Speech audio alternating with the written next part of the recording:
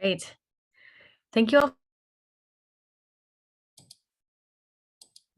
I'm unmuted. Can you hear me now? It keeps. Yes. Well, it's great to see you all. Thank you so much for joining. We're really thrilled to really dive into thermal energy storage today. I'm Julia Sauter, the Executive Director of Long Duration Energy Storage Council. And we're really wanting to demonstrate, out of the 4 types of long duration energy storage, there's a lot going on in thermal energy storage. So we look forward to your questions and dialogue today. Really thankful for the members and participating and demonstrating what technologies they've been working on and bringing in the marketplace. So we have a few slides that we'll just give an overview on and then hand it over to the members to dig deeper into their technologies. And please, we had a ton of questions on our previous panel. So looking forward to a lot here. And if we can't get to them all, we'll make sure to respond to you. So again, thanks so much for taking the time to really dig into thermal energy storage. And we look forward to having more of these panel discussions with our members in our different categories, and just really, again, highlighting the diversity of long duration energy storage.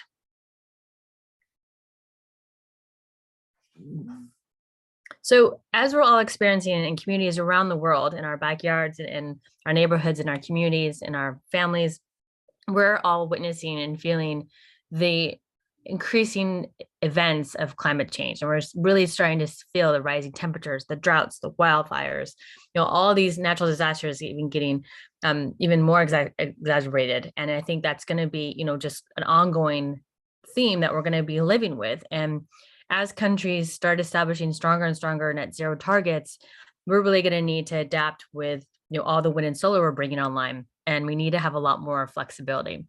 And long duration energy storage provides this flexibility and really does become an important metric to achieving our net zero targets.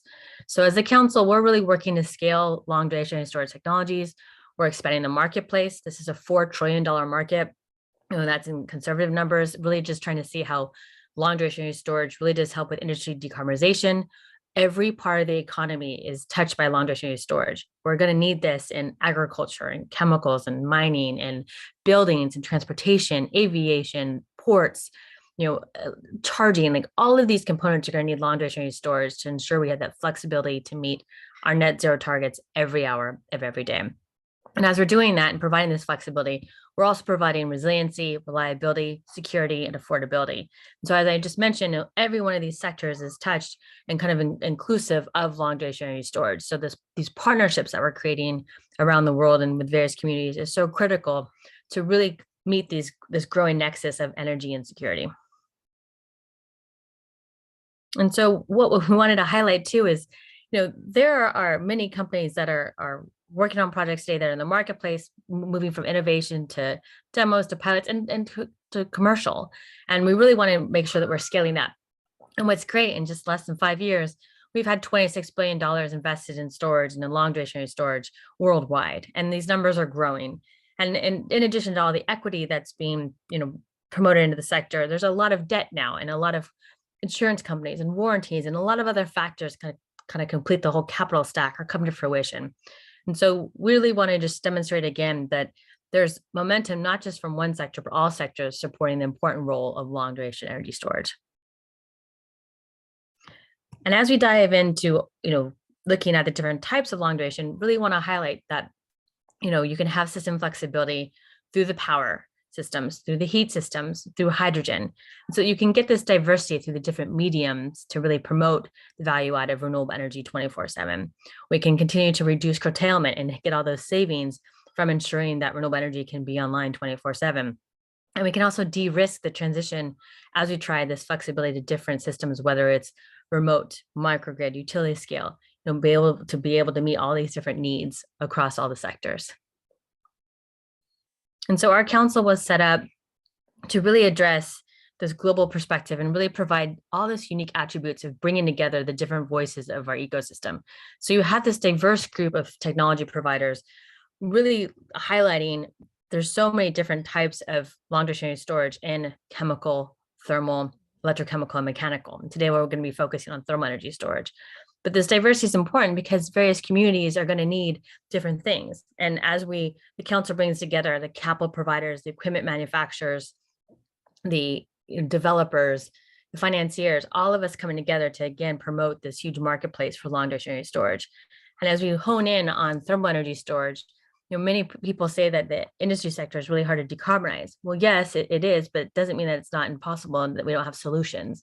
And that's what we want to highlight today, is that there are thermal energy storage projects and companies that are really working in different categories. So thermal energy storage has latent heat, has sensible heat, and sensible heat solids to liquids. So we offer diverse mediums to really give you the 100, 150 degrees Celsius needs to 1,000 degrees Celsius. So we really can give you this wide swath of opportunities to help with agriculture, to help with different industries. And mentioning that the different types of thermal energy storage can really take renewable energy, create a thermal storage, and then create that firm heat, and giving again that flexibility and ways to serve diverse customers.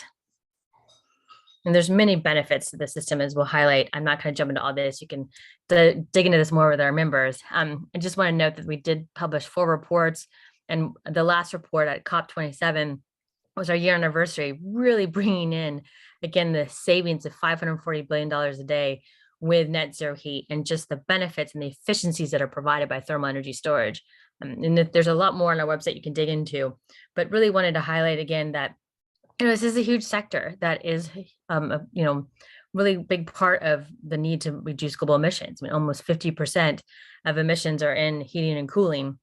And if we're looking at district heating, buildings, and industry, we really need to kind of adapt and bring in thermal energy storage as a solution. So in our report, we looked at green steam, we looked at district heating, we looked at aluminum refineries, and off-grid greenhouses. So you can dig in a little bit deeper and see that these case studies show you there are opportunities to bring in thermal energy storage to give you the cost savings, to give you this diversity, to replace gas boilers, to provide, the electric boilers with thermal energy storage at the equal price of and parity of gas plants. So I'm really demonstrating today that this is available technology that you can put in the marketplace and get the cost savings and benefits that you need to decarbonize the industry. And I'll hand it over to our members to kind of dig in a little bit more. But want to just note again, we talk about costs a lot, but $540 billion of saving per year is a lot of money. And so really bringing this to fruition, because you get so many benefits from thermal energy storage with the efficiency and so many other elements, it's just exciting to see what's available and what the potential is. So I'm going to hand it over to 1414. So thank you so much. Yeesh.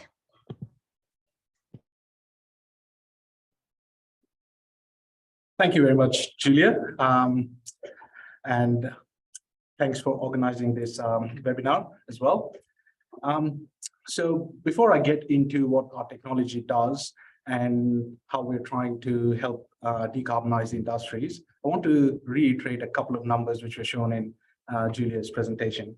One is that $540 billion net saving on a system level at a global scale through implementation of long duration energy storage. Now, that really brings into perspective why the LDES is required in different forms. The second number, which was mentioned over there, was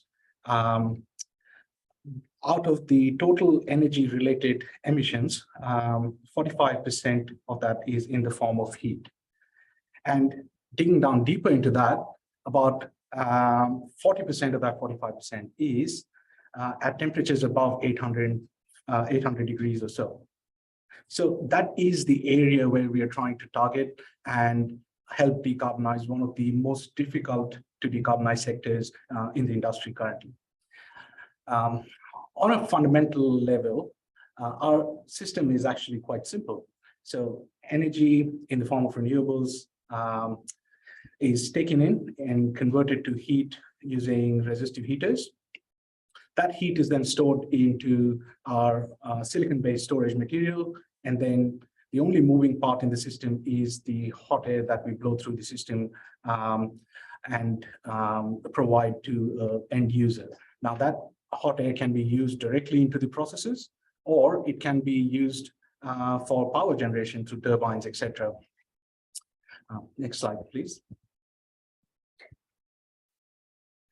So now, even though the system looks very simplistic on the surface, the core innovation is in the area of how do you put the heat inside a storage media as quickly as possible, and how do you extract this heat as well. So One of the focus areas for our companies is using silicon-based alloys, which provide a very high energy density. Now, pure silicon, has one of the highest energy density out of all the metals in its latent phase.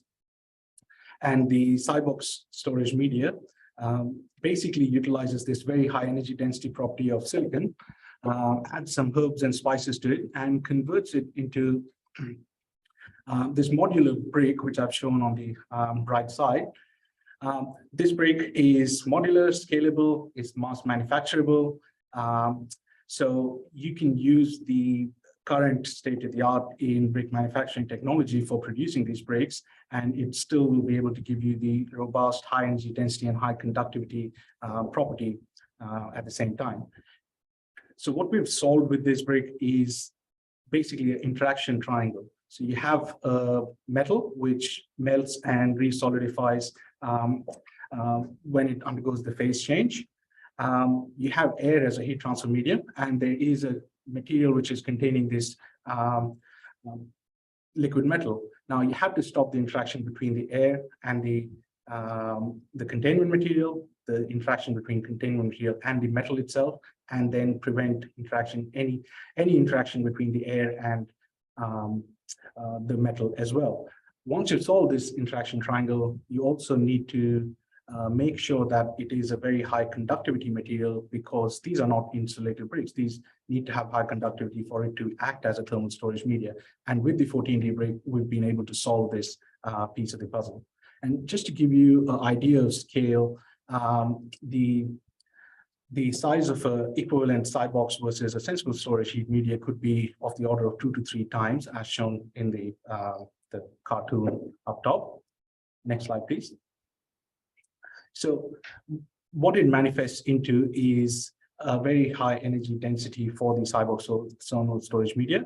On the plot on the right, I've showed the storage temperature on the y-axis and different sensible and phase change storage media, and the area of these circles is representative of its storage density. Now you can see that the Cybox storage media can be up to 2 to 3 times more energy dense as compared to equivalent sensible storage media operating at lower temperatures. Next slide, please. So where does this brick find its use? So because it's such a modular system, you can make these bricks into any shape and size you want, and can be customized for different design of reactors, regenerative furnaces, could be used as lining inside air ducts for supplementing the heating, could be used directly in a Cybox configuration where you provide hot air to the processes like the alumina process, cement production, glass manufacturing, iron and steel, pelletization, etc. So I've shown a couple of use cases for our technology, which we've engaged in with different industries, specifically in the alumina and cement processing. So with the Bayer's alumina process, you can use this hot air and retrofit the current plants, specifically in the calcination section and also in the steam raising side. And that can lead up to 35% reduction in the fuel rate and associated carbon emissions. And because the Cybox has the capability to maintain the outlet temperature to a very precise control, you get better control over the process, and it reduces any variation in the output product. Same goes for cement calcination as well. About 20% of the emissions in the cement production comes from the fuel-related usage. So the kiln is 1400 degrees or so in terms of operation, but the calcination, which is about 60% of that usage, is less than 1000 degrees. And you could use a Cybox to supplement the air streams in there and have partial calcinations in these reactors. And you can reduce the fuel rate by about 8% or so, and associated CO2 and NOx emission. Now you're talking about industry which is responsible for about 8% of the total anthropogenic CO2 emissions. And by the use of Cybox retrofitting into the current plants, you can increase the productivity and reduce the CO2 emissions. Next slide, please. So our current technology focus is twofold. One is on the demonstration of the performance. We have built a 1 MWh thermal storage device, which is currently under commissioning, and in the next few weeks we will be putting it into operational testing. This is at a one module scale. Basically, you would replicate the module inside for getting higher storage capacity and power. So this module helps us validate our engineering design models and design the future systems which can be directly integrated into the customer sites. And the other activity, which is our focus, is on the commercialization side, and we're doing engineering feasibility studies for aluminum and cement industry specifically with some partners. And last but not the least, we're also engaging in R&D for continual product improvement. So right now, hot air is the output from the system, but we're also looking at other heat transfer mediums such as steam and also particle flows inside the furnace itself. Thank you very much.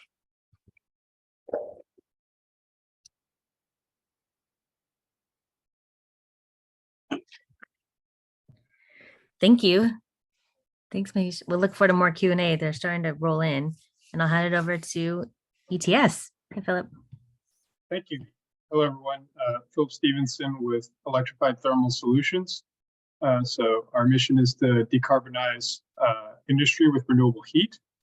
Now, as many on this call are probably already aware, there's sort of two challenges between where we are today and actually getting industry decarbonized.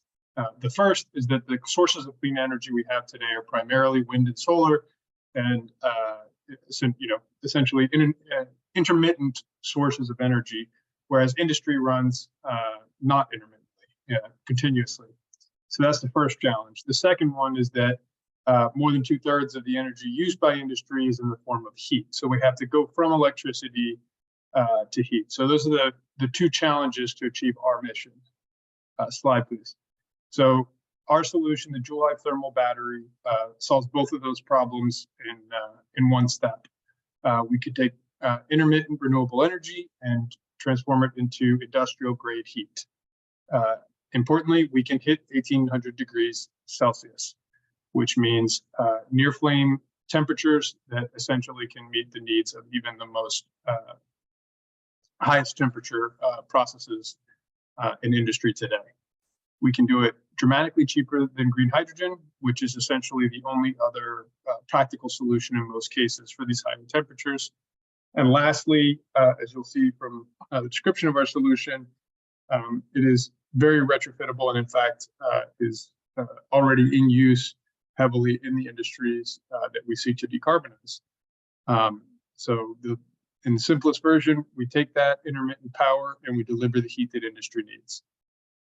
This unfortunately was an animation slide. I'm not sure if it works in this format, but what it would show is that oh, there it is, awesome. But basically, the system charges when the electricity is available, but it discharges continuously. Further, it shows the form factor of our first product, which will be essentially the size of a 40-foot shipping container, and they can be stacked adjacent to each other to meet the demands of the facility. And this shows how easily it could plug in and form factor. Next slide. So how do we do it? Our founder, while doing his PhD at MIT, asked the question of how we solve this challenge. And he, like many others, started with technologies that today convert electricity into heat, and trying to solve the big problem, which was that the heating elements in all the cases of existing technologies essentially can't take the heat, right? If it's metal, it melts, or if it's graphite, it oxidizes, etc. And he didn't find a solution there. So he took the opposite approach, which is to look at what is a material that can take the heat,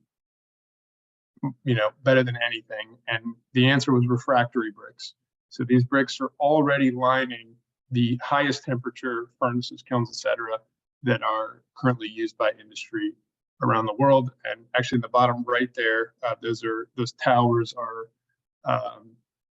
steel blast stoves that are using regular refractory bricks like this to store waste heat and recirculate it. Obviously, these bricks also line even the highest temperature furnaces. And the problem, of course, with your standard refractory brick is that it doesn't conduct electricity. You can't use it as a heating element where you put electricity in and get heat out. And so that's the challenge that he set for himself, and that's the breakthrough that enabled the creation of our company. With a small change in the chemistry of these ceramic oxide bricks, which are aluminum oxide and chromium oxide primarily, and a small other adjustment to the chemistry enables these bricks to serve as a heating element. So we put the electricity in, and they will heat up to 1800 C and be stable as refractory bricks are and always have been at these temperatures. And essentially, if you see those form factors on the sides, the green bricks represent our electrically conductive bricks, the gray bricks represent insulating bricks, and essentially we're creating circuits of electrically conductive bricks that can operate at these temperatures. Unlike a lot of the other technologies that you'll hear about, and it's one of the elegant aspects of this solution is that the bricks themselves are the heating element. They're also the storage medium, and they're also the heat exchanger.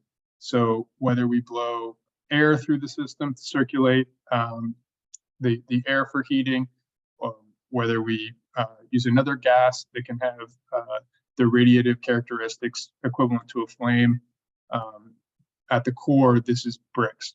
And the bricks that you see on the side there that we use in our pilot size unit are manufactured by the ones we're testing right now are two of the largest refractory brick manufacturers in the world.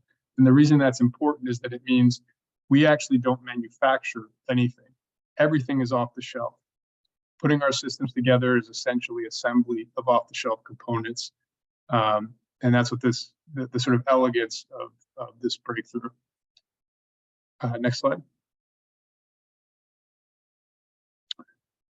One of the blast stove example, again, just demonstrates the potential scalability of the solution.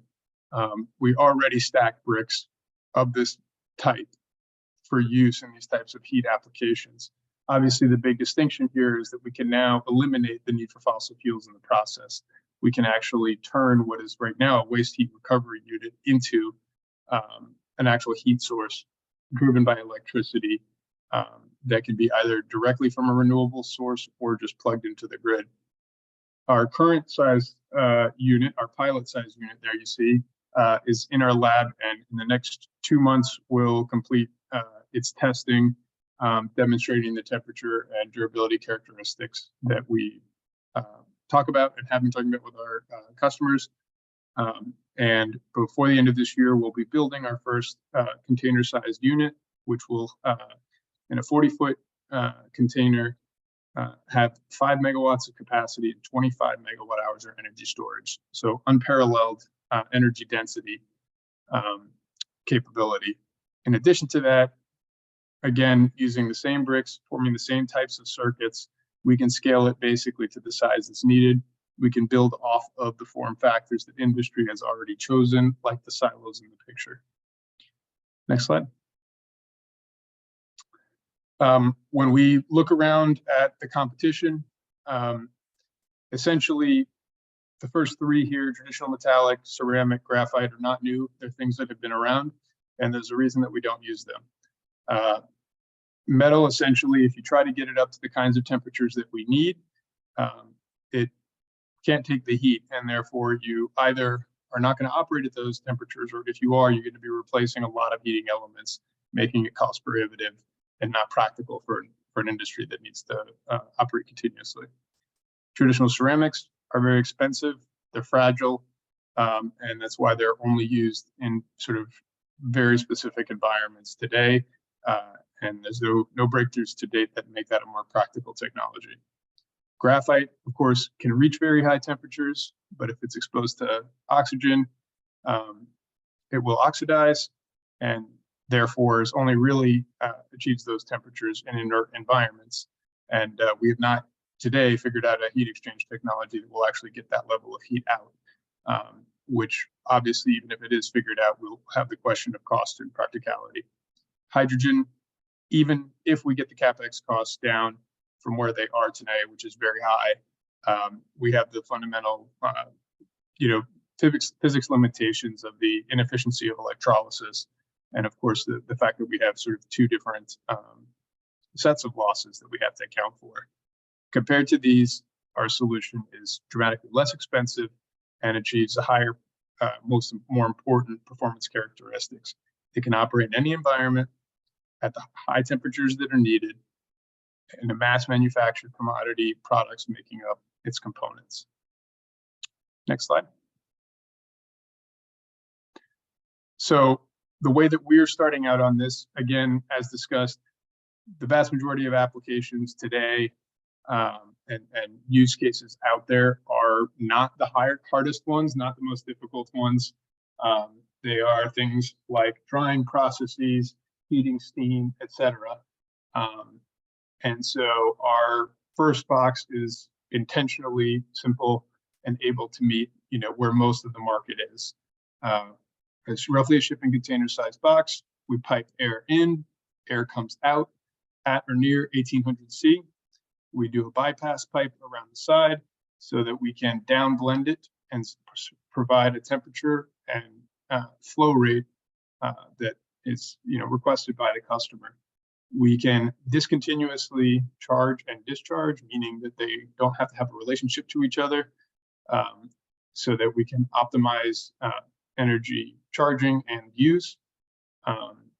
And we can also, we don't have to replace what's there. So existing systems can stay in place as a backup, or if the economics suggest that having the dual capability makes sense. On the bottom left there, you see it talk about Midwest US example case study. So a phenomenon we have here in the US and in large parts of Europe, and I'm sure in other parts of the world, is that due to whether it's high density of renewables in some areas, in other areas it's because of a large amount of nuclear, there's a mismatch between load and generation that results in volatile pricing for electricity. Which can create large opportunities for essentially arbitrage. And so while the one part of the breakthrough of our technology is that we can actually use electricity for these very high heat processes, the other key element is that electrifying is only the first step. In the US, for example, for the most part, electricity costs at least 5 times as much as gas. So you've crossed the first step, but you can't ask a business to lose money every day on its energy use. However, by being able to buy that cheap electricity, that excess electricity, that at many prices, and many times in the US at least, is priced negatively, allows you to actually provide heat for lower than the cost of gas with the same operational experience on the side of the factory with a constant heat source delivering. So that's really the value proposition. Is not only do we do it, we can do it better than today's technology, not just competing against theoretical hydrogen in the future. Next slide. So where are we? As I described, we have this pilot unit assembled in our lab. We're currently doing our testing that within the next few months will prove out the final specs that we'll be able to share with our partners.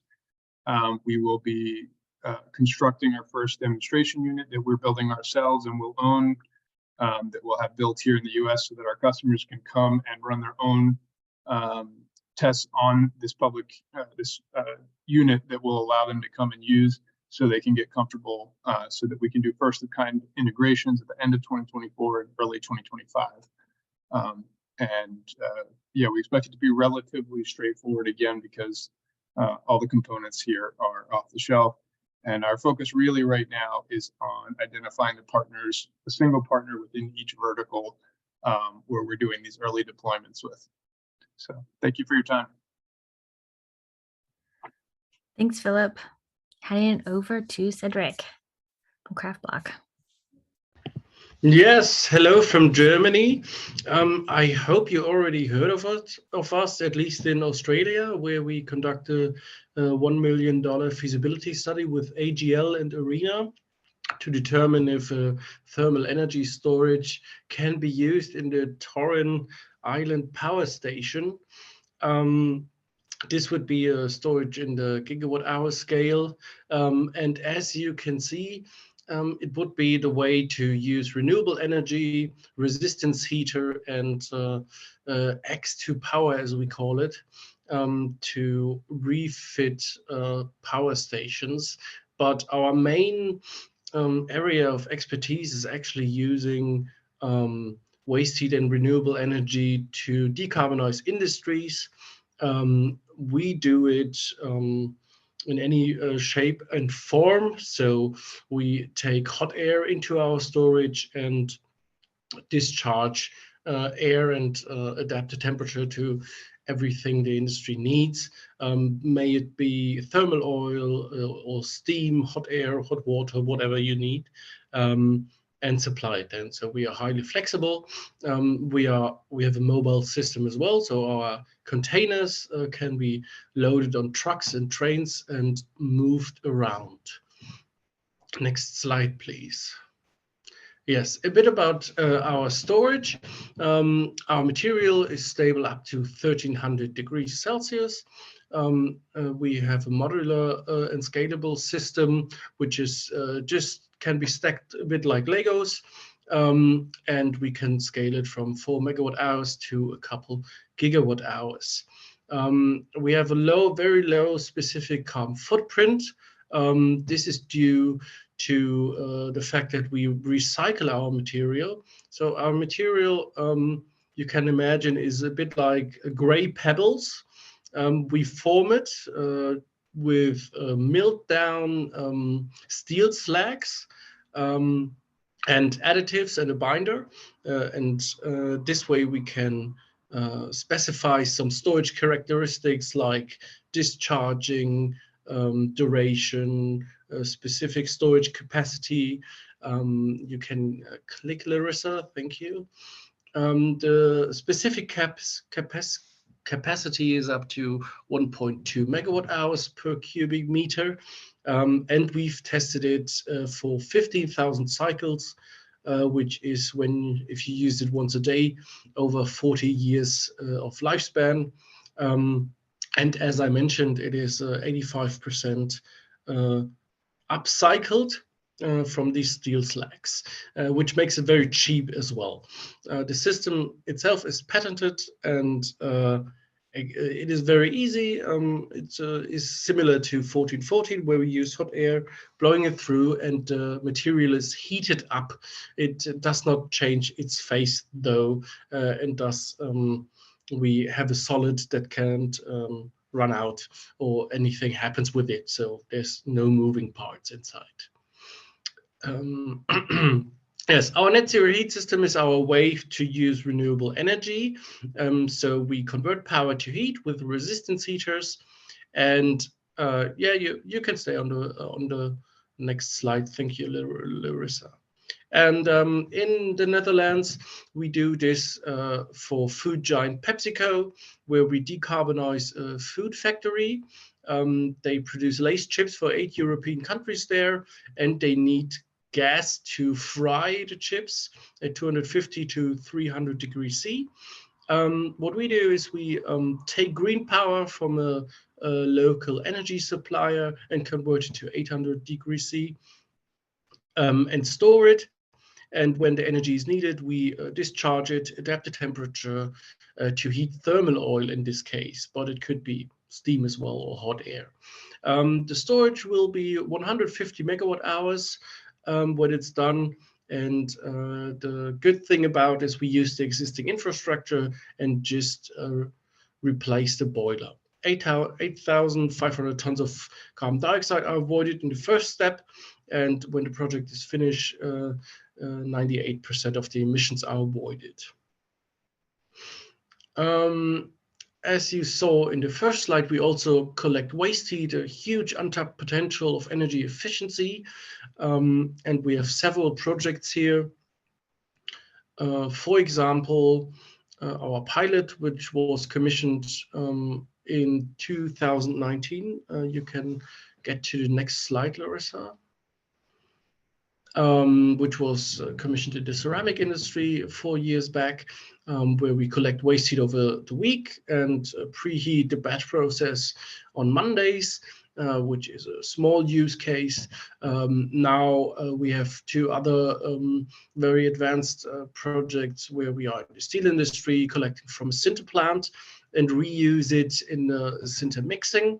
Or right around the corner on the German steel industry, where we use burnt flare gases to reuse for any downstream process.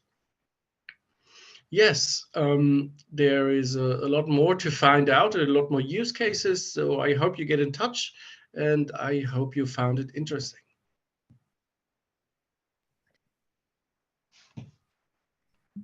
Thank you, Cedric, very much. Appreciate it. Hand it over to Chris at TORC. Hello, I'm a director with TORC Clean Energy. Please tell me if you can't hear me. We are developer and manufacturer of long duration energy storage system for both electricity and heat, hence this presentation. Next slide if you can. So essentially, you could say, well, our balance of plant is mechanical. We make our own high temperature compressors. We make our own generators. And so that part of the system is mechanical.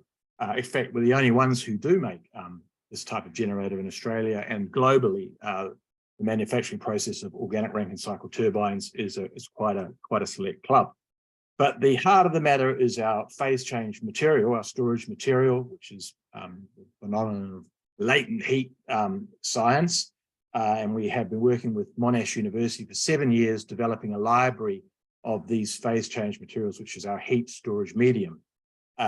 And interestingly for us, our temperature range is between 70 Celsius and 130, 200 Celsius, with a sweet spot, probably 70 Celsius, 130 Celsius. So that's an interesting temperature range.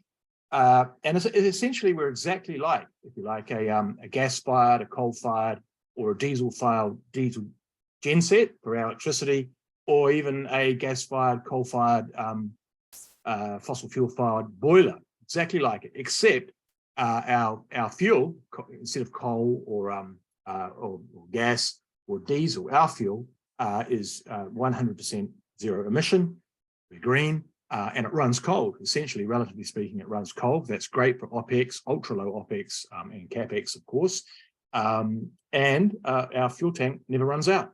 And we operate the same specs. You can put us in a box for electricity. Is about a footprint of 40-foot container, 1 megawatt for electricity, and 5 to 7 megawatts, depending on which phase change material we're going to use. 5 to 7 megawatts in a 40-foot container. All the materials, no critical minerals are used, all bulk commodities. Storage medium, the cost is $10 kilowatt hour, as opposed to, say, $200 a kilowatt hour for lithium. So with bulk commodities, you can have Moore's law of economies of scale getting cheaper and cheaper. With base commodities and precious commodities, base metals, etc., you cannot. So our target range is the food and beverage industry. Of course, as we've discussed, 50% of global energy production is consumed by heat. Interestingly, especially in the developed world, give or take 10%, global energy production, food and beverages processing consumes about 20-30% of global energy production, and 80% of their need is heat, 80%. And over 50% goes up the chimney, lost to waste heat. This is perfect for what TORC does. This is our target market, and just roll on to the next slide, Ken. So the specs for us generally is essentially in terms of just a power, 1 megawatt 40-foot container, 7 megawatts 40-foot container footprint. Our life is long-term, same life as the factory of the building, over 30 years. And our L cost for electricity is under 10 cents, and we have a ARENA project building a pilot plant for that. Our L cost for power is under 3 cents, actually 1.5 cents per kilowatt hour is our L cost for heat. Now we're almost technical readiness 8, 9 for that. In fact, our shareholders are bidding for systems on that. So the interesting thing about phase change, which my peers and colleagues have mentioned, is this latent heat, this plateau of heat storage, which gives you the high energy density that I've been talking about. And when we're at this low temperature, you have the drop-off, a low drop-off. So we can hold that for days, for weeks, without any insulation, just a high-grade steel tank, and probably for months if we play around with the insulation. But our target market for both electricity and for heat is firming. We want a firm, intermittent charge in the 4 hours that solar works in Australia a day, and firm it to on-demand heat supply, on-demand electricity supply. So we'll just focus today, of course, on the heat. If you go next slide, please. Here we are. A good example is Fonterra. This is all publicly available information. I'm a New Zealander. It used to be New Zealand Dairy Board in its golden days, in which it was a good co-op. Now it's Fonterra, but still it's the largest milk powder producer in the world in New Zealand, and it has a baseload need of 300 megawatts, which is for its heat. 300 megawatts is its baseload, all coal-fired. Was transitioning to gas, but you don't hear of people saying that gas is the clean energy transition anymore. And the reason why is gas has shifted in its mean reversion price probably by about 300%. Nothing to do with the war, more to do with the fact of LNG plants coming on by the hundreds of billions, and therefore natural gas is no longer stranded domestic product. So gas has gone up, and we were at parity perhaps 5 years ago, but no big industry is going to swap something over just to its parity. They're just going to pay the carbon credits and get the tax benefits from that. Of course, no one's going to swap out the capex it costs for a system that is just parity. You need to crush it. You know, the duty to their shareholders, no matter how green they want to be, is to make profits. Shareholders haven't asked for carbon credits just as yet. So no one's going to swap at its parity, and you've got to crush it. So we're 50% cheaper now than gas in Australia or New Zealand than for boilers, etc. 1.5 cents a kilowatt hour. And so this is an example, 19th century boiler, heating up our pasteurization, flash pasteurization, 130, clean and line system, 70 Celsius, and 50% of all that activity every 7 hours is just going up the chimney in heat. That's what it is right now. Next slide. So this is what we propose, all available right now. The magic of our system, if you like, is I'm not an engineer, so is in our coefficient of performance. We can get because we're at this low temp, because we're a latent heat phase change material, we can get 300% coefficient of performance from our turbo compressor, and that means our round trip efficiency is 300% or at that level. So we can get a megawatt of electricity and turn it into 3 megawatts of heat, ballpark, give or take. That's what makes us cheap. Of course, as I say, the storage medium is from earth abundant materials, so it's also a cheap material. And the other interesting thing about us is we can truly take what is waste heat in this sector, you know, going up the chimney at what sometimes 80 Celsius, 90 Celsius, but let's just say 60, 70 Celsius, and it's waste heat. Usually can't be captured by industry, hence the name waste heat. But for us, that is fuel, that is added fuel. And on a circular economy basis, we can capture this waste heat, put it in our storage medium that saves, charge up in our 4 hours of sunlight, say, we can store for 24, 48 hours, and we can use, for example, a great example is clean and line process for hygiene. We can jet every 7 hours the system to clean out the pipes, etc., at 70 Celsius, the need, and then we can capture the heat. We can capture the flash pasteurization, 130 Celsius, and put it back in our tank. So we get the triple whammy benefit, if you like, of low materials, everything's earth abundant, 300% round trip efficiency. We're 50% round trip efficiency for electricity, but for heat, we're 300%, and we can capture all the heat and put it back in our storage tank. That's basically the yin and the yang of it. Thanks, Chris, very much. No, thank you all. I know Larissa has some questions to ask you, and we'll also take questions from the audience too. So please use the Q&A box. Larissa. Yes, I'd love to ask each of you, in your opinions, what market changes do we need to see for thermal energy storage, whether it's in Australia or globally that you're seeing?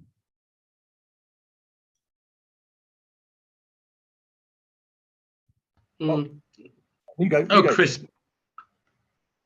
All right, now he muted himself. I think it is highly national, the regularities. So, for example, there are nations who award curtailment of renewable energy in favor of coal or gas-fired power plants. This is a regularity which needs to be changed if renewables and storage are to penetrate the market. In the EU and starting in the US, there's carbon pricing. If this is a effective way to steer the market to more sustainable production, you need to, as we see in Europe, you need to have a effectful carbon pricing, or otherwise it's just a trading game. That's I think the two biggest points from our side. Yeah, I guess I'm of the belief, I used to be an investment banker, so it's survival of the fittest. So if it's not financially feasible, it's going to fall into disuse and disrepair. That is the epitaph of all green systems. So no subsidies, nothing. Believer in carbon credits. I think it's like papal indulgence or something like that, especially in New Zealand, planting trees. Are you kidding me? So essentially you have to work, you have to crush it, yeah? And you have to be financially feasible. So the good thing that's happened to heat, a tectonic shift, is the movement in thermal coal and gas prices. And we won't see that go down. I mean, we'll see it to go down from its peak, but there's been a meaningful shift in the mean reversion of gas. For example, Beach Energy, a big player here, before the war, it redid its 15-year contracts to get electricity generators here from 3 gigawatts Australian, so $3 a gigajoule to $15 a gigajoule. So that for 15 years. So that's not going to go away. Generators before the war knew that electricity prices were going to go up. Probably the Russians, said to Europe, yeah, our prices are going to go up. Next thing you know, we're in a war, So, I mean, gas fundamentally, the Henry Hub in the States as well, I mean, it's gone down a bit right now, has gone up 100% in the last 4 years, if you take out the noise of COVID. That's the best thing that's happened for green in the energy industry, because we are 30% cheaper now. 30% cheaper, 40%, maybe 50. So I think the biggest thing that we see is that a huge value that is created by our technology and by others that are generating thermal energy to be used as heat is that the fact that we can essentially be load balancing on the grid and helping to integrate renewables means that we're generating a grid benefit. And at least in the United States, as an example, 10 years ago, if you wanted to do an energy storage project, the regulations were such that a battery would be treated as if it was a regular load that needed to pay for firm transmission to its site, which of course is ridiculous because it's actually easing the grid rather than harming it.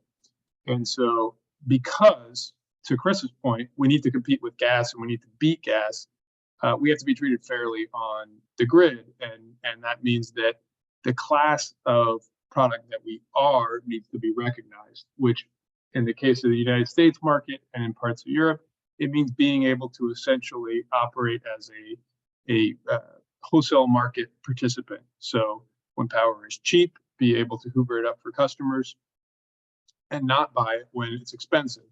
In other words, we are the most cost-effective way to load balance the grid. And if we don't do it, it's going to end up being done by very expensive other forms of battery like lithium-ion on the generation side. And there's simply no reason why it makes more sense to balance on the generation side than the load side. So I think it's one of these instances of where regulation needs to catch up with technology so that the grid can recognize the benefit. And once it does, we will compete quite well with gas on its own terms. Thank I you. agree with Philip that in Australia as well, the mechanism is quite similar, where the energy storage systems are treated as a regular load and leads to very high transmission usage charges and those sort of things. But apart from that, there's also a need for a mechanism to fast track some of these projects to get onto the grid. So there's a very, very long lead time from when the project is sanctioned or meets its financial obligation to when it actually gets onto the grid. And if there are mechanisms to fast track it from the government side, that would be very helpful. As Philip mentioned, the government and the policy needs to catch up with the technology today. Agreed. Thank you all. Thank you all for your insights on that. I think many of our members can agree on that. That we're working toward, getting storage as transmission and elevating LDES technologies kind of looking beyond lithium-ion batteries and where the industry is going with technologies like thermal energy storage and the other diverse technologies that long-duration energy storage has. We have time for just a couple more questions. One just came in the chat here about many LDES operations operate at very high temperatures. Does anyone have any feedback on where does high performance thermal insulation fit into that when you're looking at these high, thousands of degree temperatures? Yeah, definitely. So insulation concepts are key to minimize the energy loss for our case. So our CEO, the creator of our material, comes from the ceramic industry, and refractories and fire material are his domain. So he knows a bit about it, but of course it's ongoing development and exploration of materials, since at this high temperature thermal expansion plays a role and all this. So yeah, it's a key, or for us it's a key element to successful systems, definitely. And happy to connect, Johan. I just say yes. We are not an insulation company. It's not an area of expertise, and we're excited to use best technology out there to keep all the heat we create in until we're ready to let it out. Yep. Similar to ETS and Kraftblock, refractory manufacturing and then the insulation part is not our core area of expertise.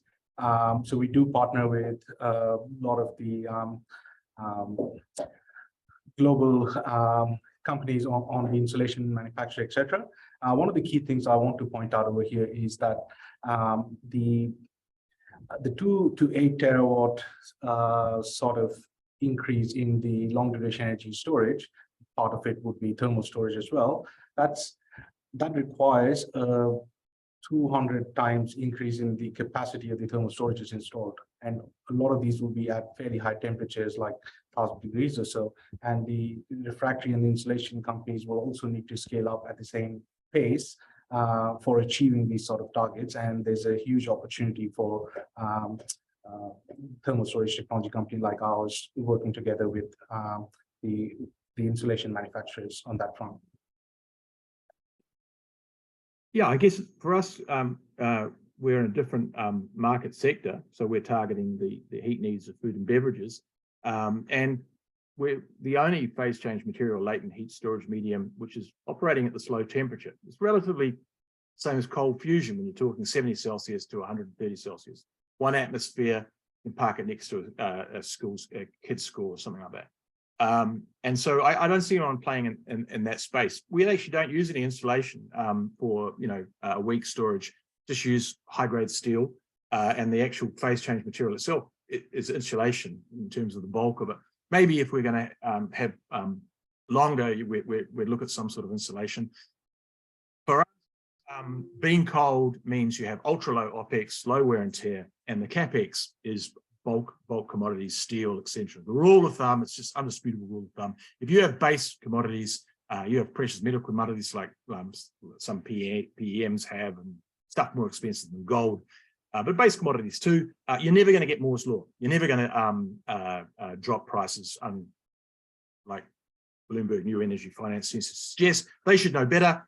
You've got to have bulk materials. Every storage medium since we got out of the caves has been coal or fire, but it's been an affordable bulk commodity. I mean, globally, wood is still 10% of generation compared to wind of 4%, and even in America, wood is 2%, and I think wind is 4%. So when you're starting to store things that are really, really hot, you need kinky little materials like molybdenum.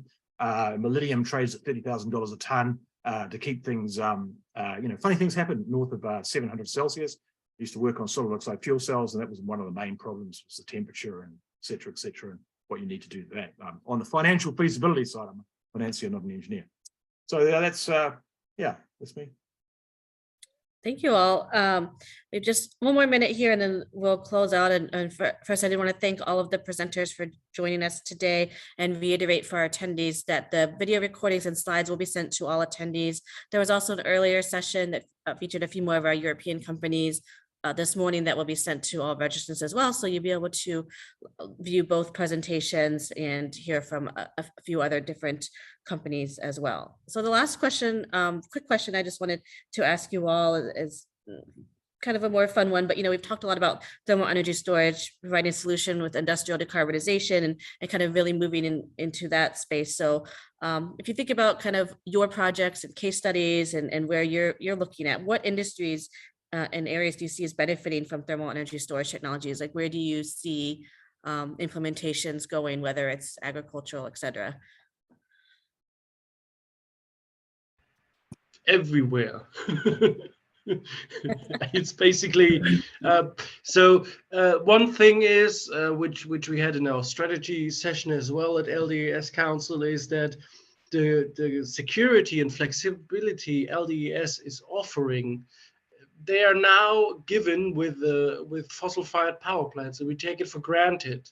And now we have to, if we transform, we have to make sure that we have these benefits still there to have a secure energy supply. And for industries, I mean, we heard about a lot about waste heat collection, energy efficiency, renewable energy, which is cost competitive already. So at the end of the day, it's also a matter for feasibility, and I think everybody can benefit in more than one way of it. Yes.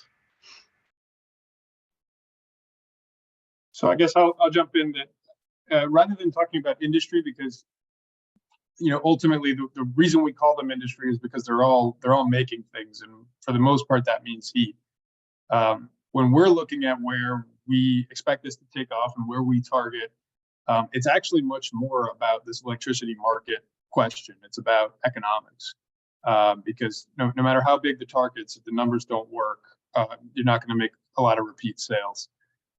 And so we within regions are looking and answering this question around what the electricity market looks like in the area versus the gas market, and what the current status is.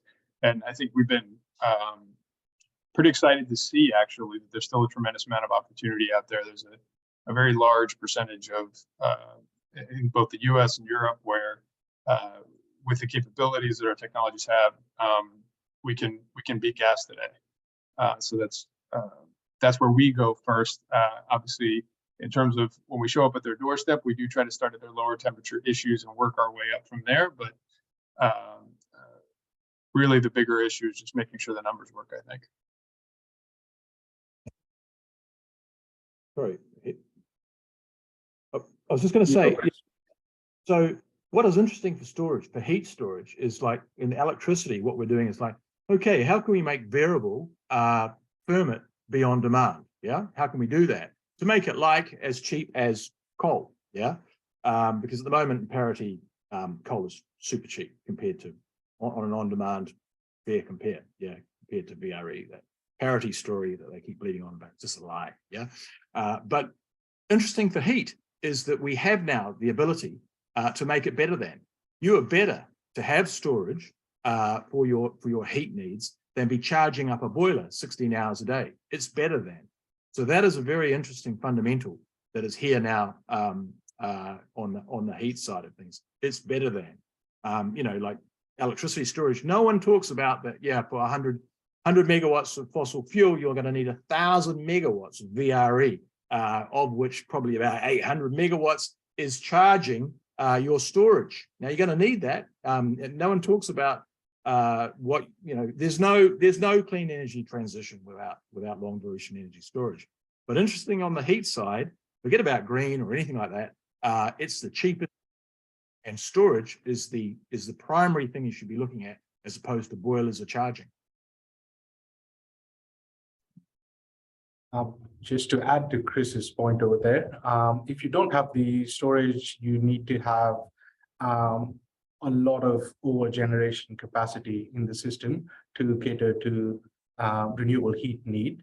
And even then you wouldn't reach 100%. So that's a fact, that's a mathematical fact.